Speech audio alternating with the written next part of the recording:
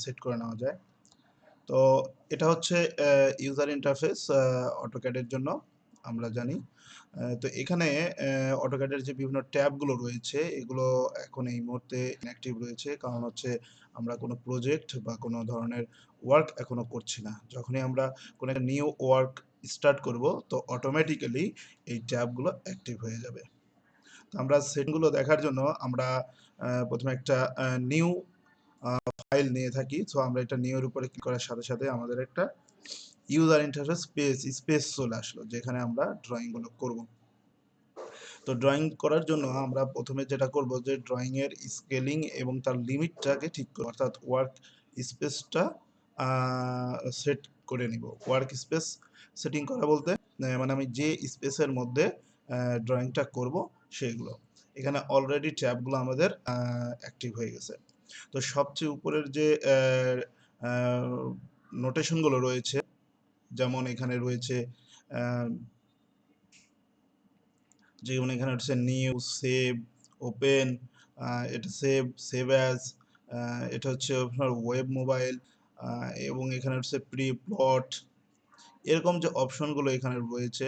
এখানে একটা important customise quick টুল বার রয়েছে। এগুলো হচ্ছে আমাদের কুইক ইউজ করার জন্য। এরপরে যেগুলো রয়েছে home, insert, anode, parametric, view, manage, output, এগুলো এক একটা ট্যাব। একটা ট্যাবের আন্ডারে তার যত ধরনের টুলস রয়েছে, প্রয়োজনীয় টুলস তা এখানে দিয়ে দেওয়া আছে। যেমন হোমের আন্ডারে এখানে ড্র করার জন্য যে টুলসগুলো সেগুলো এই অংশে রাখা আছে। মডিফাইয়ের জন্য রয়েছে, অ্যানোটেশনের জন্য রয়েছে, লেয়ার, বিভিন্ন ধরনের লেয়ার এগুলো ঠিক করার জন্য, কালার ই করার জন্য আমাদের এখানে প্রপার্টিসেস একটা টুলস রয়েছে।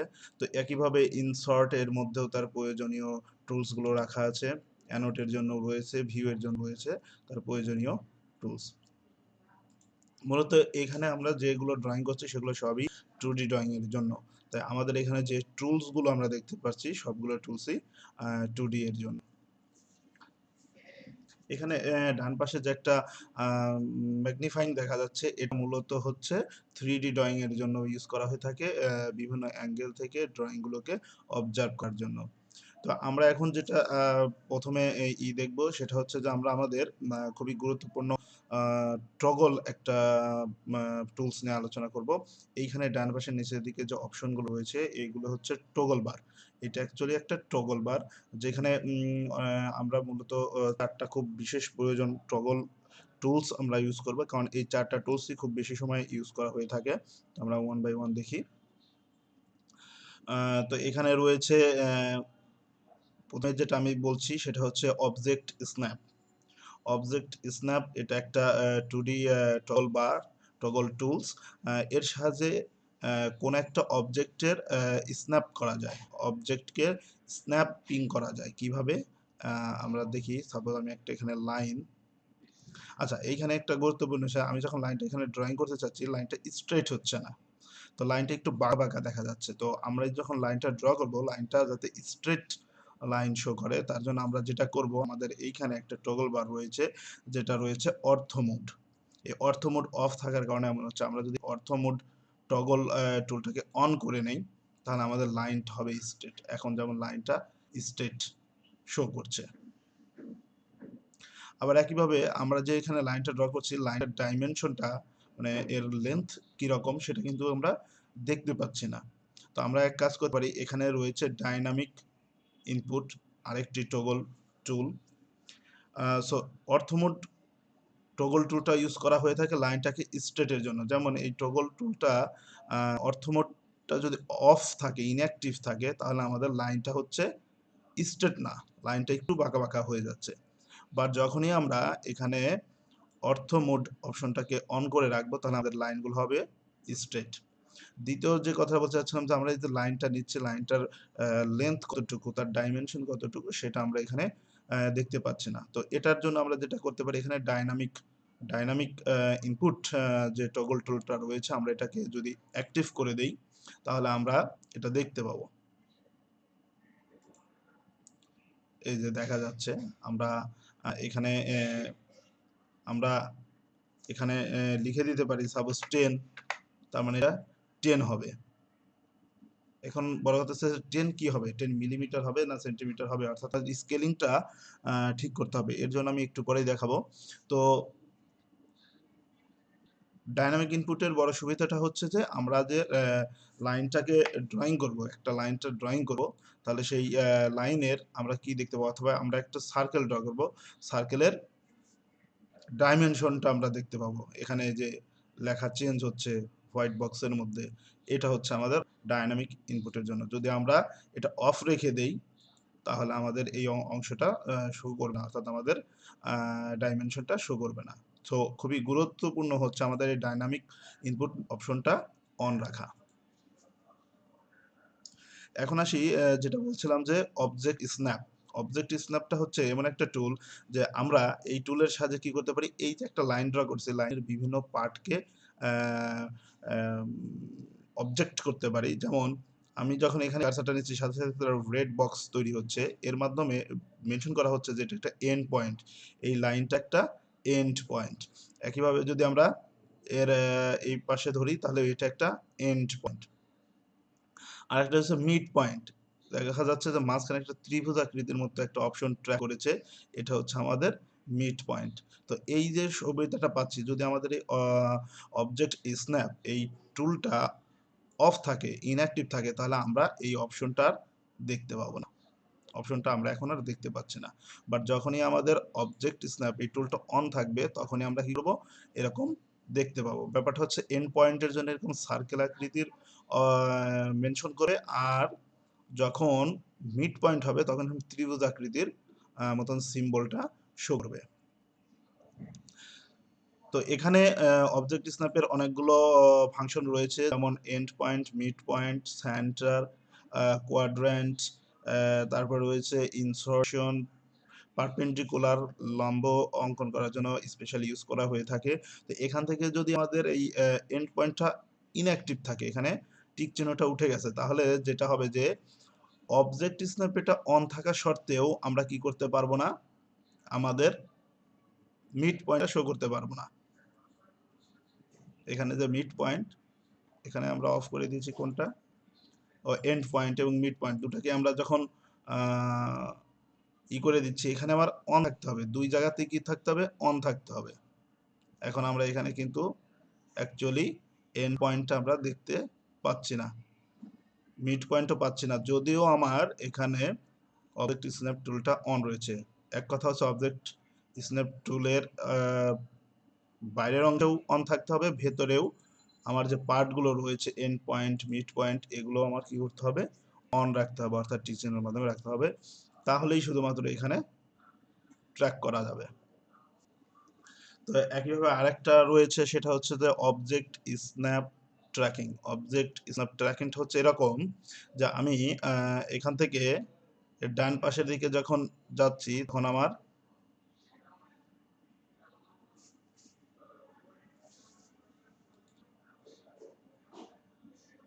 এই যে এটা হচ্ছে আমার অবজেক্ট স্ন্যাপ ট্র্যাকিং, অর্থাৎ আমি এখান থেকে যখন একটা এই লাইনের বরাবর আমি জাস্ট কার্সারটাকে এখানে রাখবো এবং এটা টেনে নিব, তাহলে এই যে গ্রিন কালারের লাইন স্পেস দেখা যাচ্ছে ফাঁকা ফাঁকা রেখে, এটা হচ্ছে গিয়ে অবজেক্টটা স্ন্যাপ করা।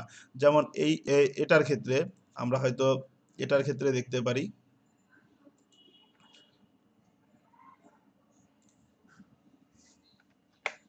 আমরা এটার ক্ষেত্রে এরকম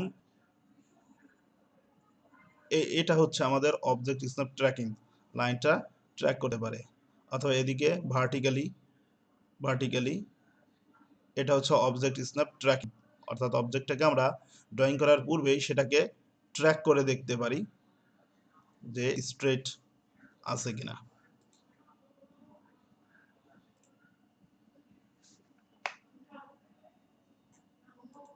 আমি এখানে এটা ট্রাই করছি এবং এটা আমরা এভাবে অবজেক্ট স্ন্যাপ ট্র্যাকিং, এই 4 ধরনের টুল রয়েছে। এখন আমরা আসি স্কেলিং ঠিক করার জন্য। তো স্কেলিং ঠিক করার জন্য আমরা যেটা করব যে আবার এখানে আমরা ডাইনামিক ইনপুটটাকে অন রাখার কারণে যেটা হচ্ছে, আমি যখনই শর্টকাট কমান্ডগুলো লিখবো, যেমন এখানে কমান্ড বারে আমরা যদি লিখে থাকি ইউএন, তাহলে আমাদের ইউনিটস প্রথমেই দেখা যাচ্ছে। ইউনিটস অপশন, ইউনিটস যে টুলস তার অপশনটা চলে আসবে। আমরা যদি এটার উপর এন্টার প্রেস করি তাহলে আমাদের ইউনিট, ড্রয়িং ইউনিট মেনু বারটা চলে আসবে। আবার আমরা যেটা করতে পারি যে এখানে যদি ডাইনামিক ইনপুটটা অন থাকে তাহলে আমার কার্সার যেখানে আছে সেখানেই যদি আমরা, কার্সার যেখানে থাকবে সেখানেই যদি আমরা টাইপ শুরু করি, জাস্ট আমরা কিবোর্ড থেকে যদি ইউএন টাইপ করি তাহলে এটা দেখা যাচ্ছে কার্সারের পাশেই আমার ইউনিট এই ডকুমেন্টটা চলে আসছে। আমরা যদি এন্টার প্রেস করি সাথে সাথে ড্রয়িং ইউনিট মেনু বারটা ওপেন হয়ে যাবে। আর যদি এখানে ডাইনামিক ইনপুটটা অফ থাকে, তা আমাদের যেটা হবে, আমরা যদি এখন কিবোর্ড থেকে টাইপ করি ইউএন তাহলে সেটা কার্সারের পাশে আর হবে না, এটা হবে ডিরেক্টলি কমান্ড লাইনে। সো ইউজার ফ্রেন্ডলি করার জন্য আমরা যেটা করতে পারি সেটা ডাইনামিক ইনপুটকে সবসময় অন রাখতে পারি আমাদের কাজের সুবিধার্থে। সো আমি এখন পেশ করছি ইউএন,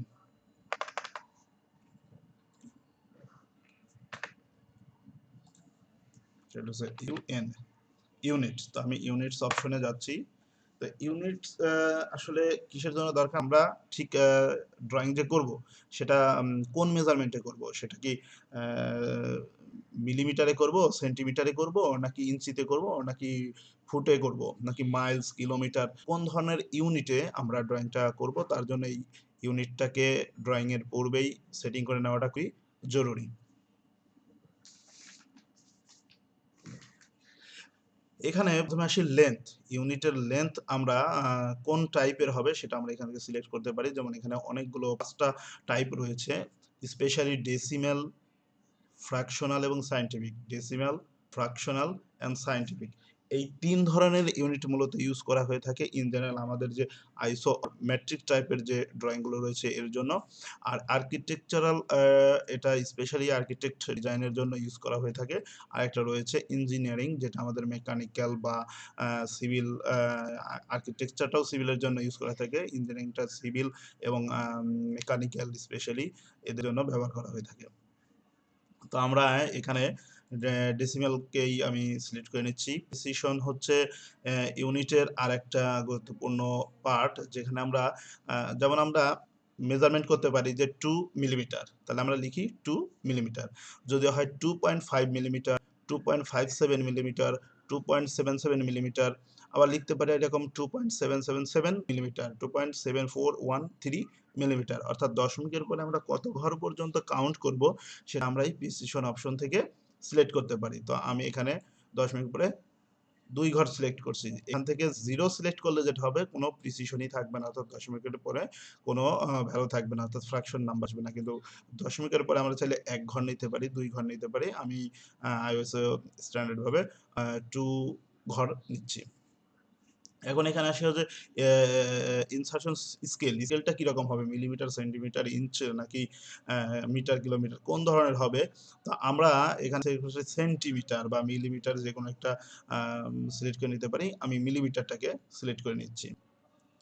এরপরে আরেকটা অপশন রয়েছে অ্যাঙ্গেল। আমরা চাইলে পরে ডেসিমেলের বিভিন্ন অ্যাঙ্গেল রয়েছে, এখানে ধরন রয়েছে, যেমন ডেসিমেল ডিগ্রি রয়েছে, তারপরে হচ্ছে মিনিট, সেকেন্ড এখানে ডিফাইন করা যায়, গ্রেডিয়ান ডিফাইন করা যায়, রেডিয়াস ডিফাইন করা যায়, এরকম অপশনগুলো রয়েছে। এখানে প্রিসিশনটা চাইলে সেটিং করে নেওয়া যায়। এবং ফাইনালি আমরা যেটা করব, ওকে দিব, তাহলে যে হবে আমাদের ইউনিটসটা সিলেক্ট হবে।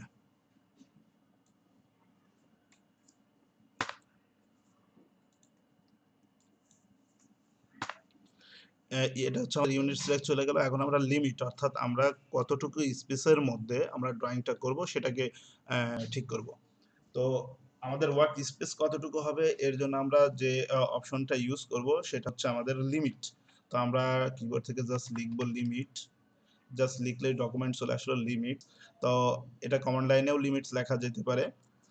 তো আমরা এখানে এন্টার প্রেসের মাধ্যমে এখানে পাচ্ছি হচ্ছে, প্রথমে আসে হচ্ছে আমাদের বোঝার প্রয়োজন।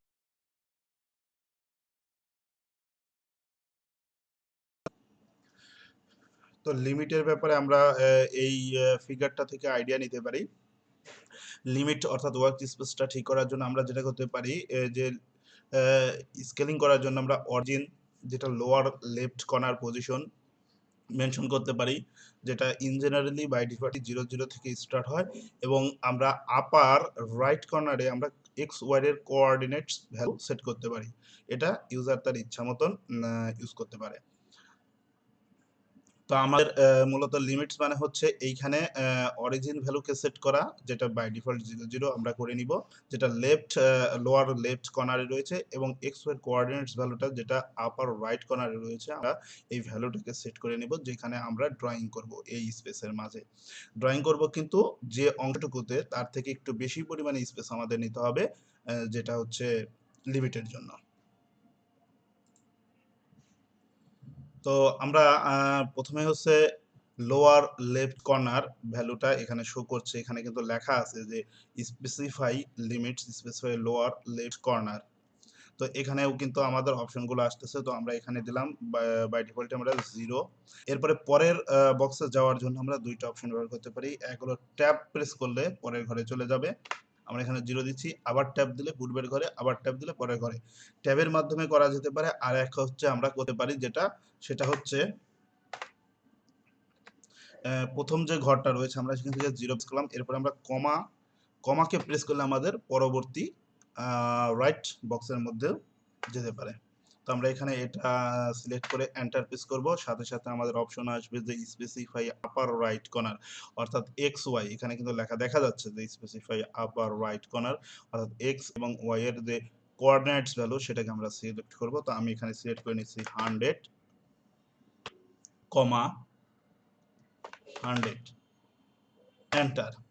তাহলে আমাদের স্পেসটা সিলেক্ট হয়েছে, বাট এই স্পেসটা 100 এটা আমরা চেক করতে পারি। এখানে যখন আমি এটা করছি, তো আমি এখানে দেখতে পাচ্ছি যে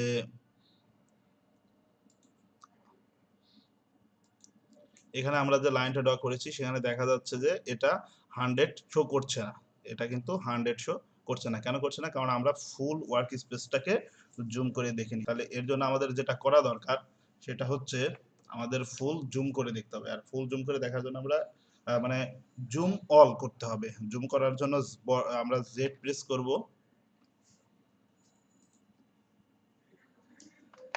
আমরা প্রেস করব জেড, তাহলে আমাদের জুম অপশন আসবে, আমরা দিব এন্টার। এরপরে আবার বলবে জুমের পরে অল, অল রিয়েল টাইমের এখানে আমাদের লিখতে হবে এ। এই এটা আমরা একটু বড় হাতের এ লিখি এবং আমরা দেব এন্টার। তাহলে হবে যে আমাদের ফুল যে ওয়ার্ক স্পেস সেটা শো করছে এখানে। আমরা একটু লাইনের মাধ্যমে সেটা চেক করি।